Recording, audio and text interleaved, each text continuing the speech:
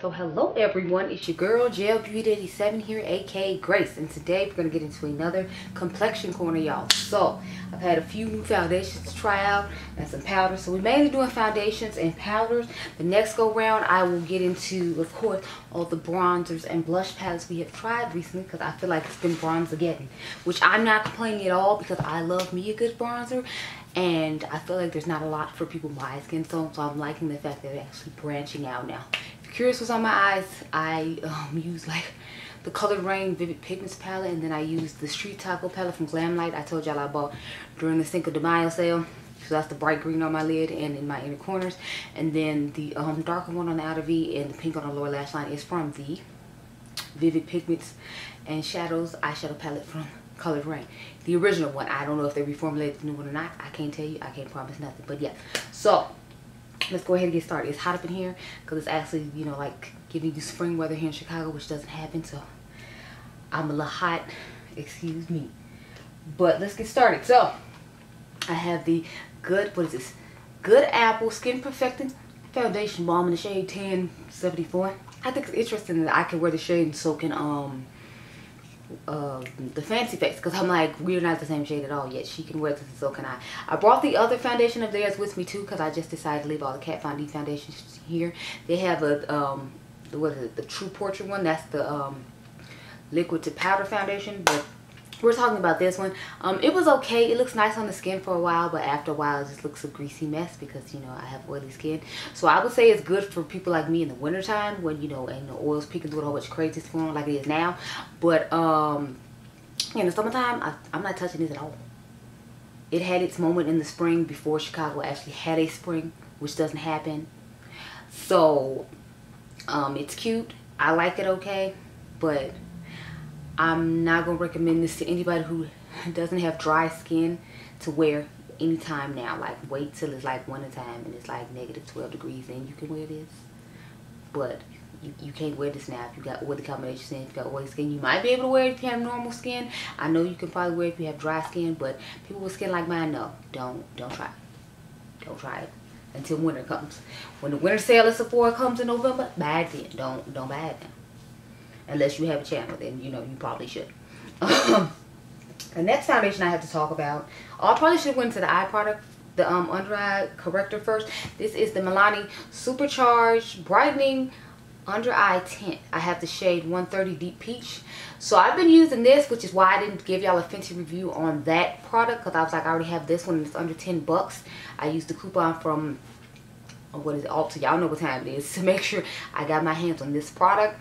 It is amazing. I really like it. I have it in my eyes right now in addition to a couple of concealers, but I think this actually does a really good job and does help with the darkness underneath my eyes. Plus I use a brightening eye cream before I start off, so that probably helps too. But this is a really nice product. I would recommend you try it out if you want more brightness underneath the eyes and you have that darkness underneath your eyes like I do, and you feel like concealer hasn't necessarily been helping. This is a great thing to add underneath there, and it doesn't cost a lot.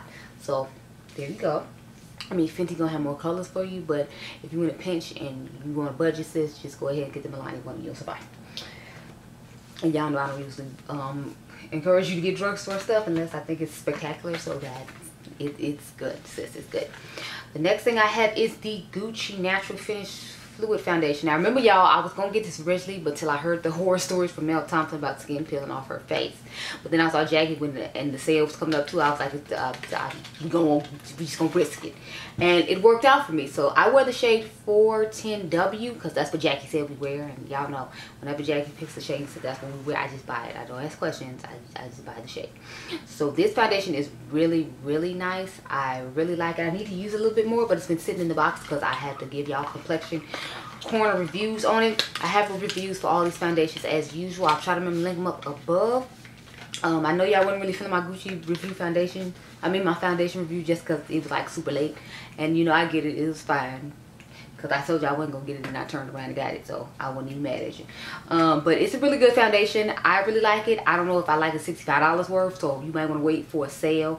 Wait till like Bernard Goodman does 30% off or something. See if they have it there or something. But $65 to me is a little steep. But what it does, it looks nice though. I will give it that. It's just I feel like I have other foundations that do somewhat similar things that don't cost as much, so I don't know that I'm gonna tell you go out and spend $65. Now if you're a luxury makeup lover, then yeah, go out and spend $65, sis. I'm not gonna judge you.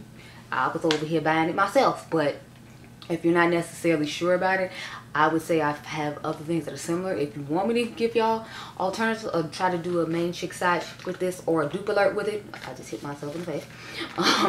Let me know and I'll try to hook that up for you. But yeah, I feel like I have something that's similar to this as far as coverage and all that goes. And it don't cost as much. I'm not telling you to buy it per se, but it looks nice though. The next one I actually have on my face right now, so you get a good idea how I be looking in these streets. I have the Tom Ford Traceless Soft Matte Foundation. And y'all know I don't really like Tom Ford foundations. I always think his stuff is too high and it's not worth what he charges. But this one I might actually have to say is pretty good.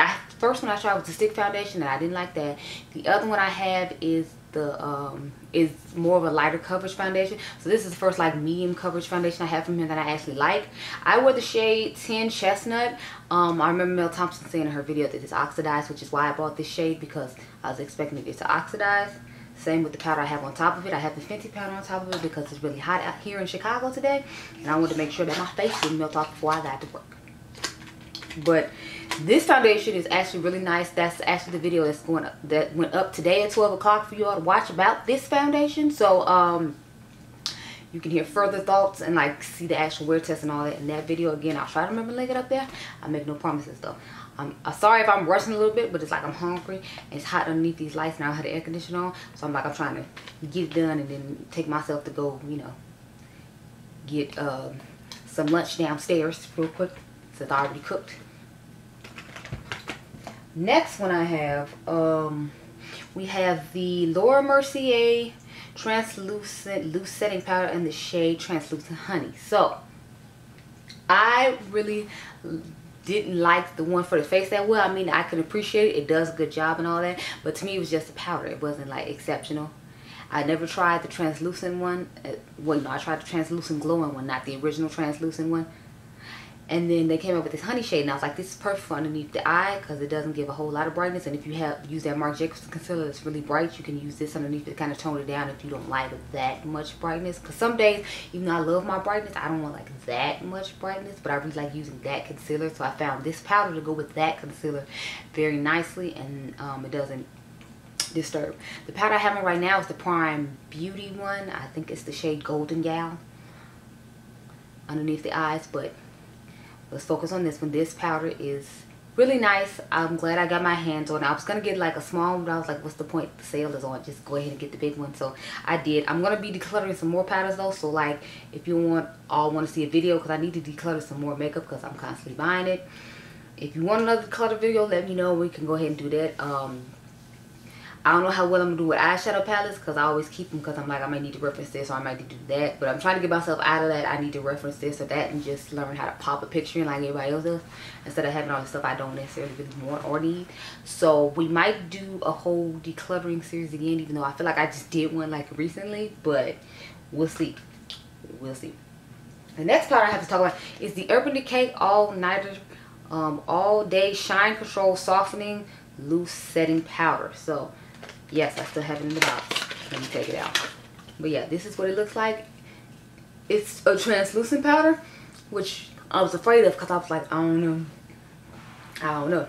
So this one is actually supposed to be smoothing and like blurring your pores and all that, because I done told y'all this is the year of bronzers and trying to blur everybody's pores and blur everything away to nothing.